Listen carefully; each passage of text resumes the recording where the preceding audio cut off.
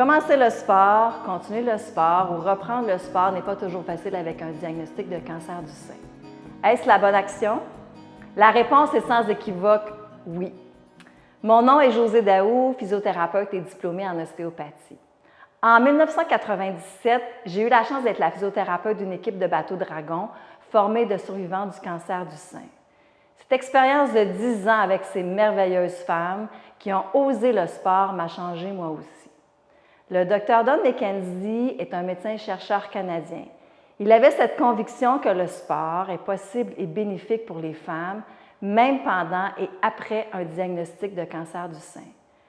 Contestant l'idée que les femmes diagnostiquées avec un cancer de sein devraient éviter l'exercice avec le haut du corps, la recherche de McKenzie se concentre sur l'activité du bateau Dragon comme moyen d'améliorer les cas existants de lymphédème liés au cancer du sein.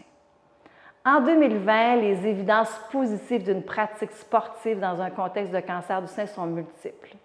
Le contrôle et l'amélioration du conditionnement physique, le maintien ou la normalisation de la masse musculaire et de la masse osseuse, on en veut des muscles, la réduction de la fatigue et l'amélioration du bien-être, l'amélioration de la tolérance au traitement et une meilleure adhésion au protocole, et bien sûr l'allongement de l'espérance de vie et la diminution du risque de récidive.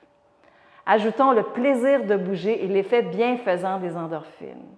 La fonction principale des endorphines est d'inhiber la communication des signaux de douleur. Les endorphines peuvent également produire une sensation d'euphorie très similaire à celle produite par d'autres opioïdes.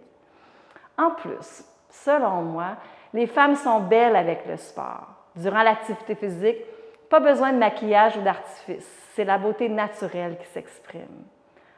En complément, on peut ajouter que le sport baisse le taux d'estrogène dans le sang, qui est un facteur de croissance pour les cancers du sein.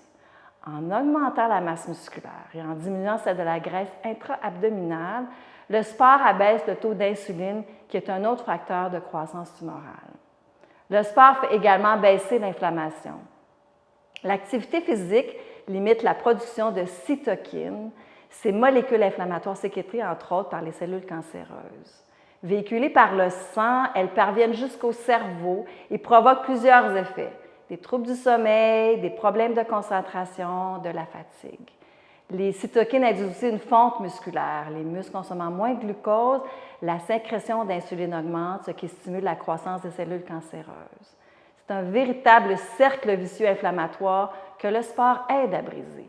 Chaque séance fait chuter le taux de cytokines et d'insuline durant plusieurs heures. Alors, loin de fatiguer, l'exercice redonne de l'énergie. Alors, commencez à votre rythme, continuez les activités que vous aimez, faites-vous plaisir et bougez tous les jours.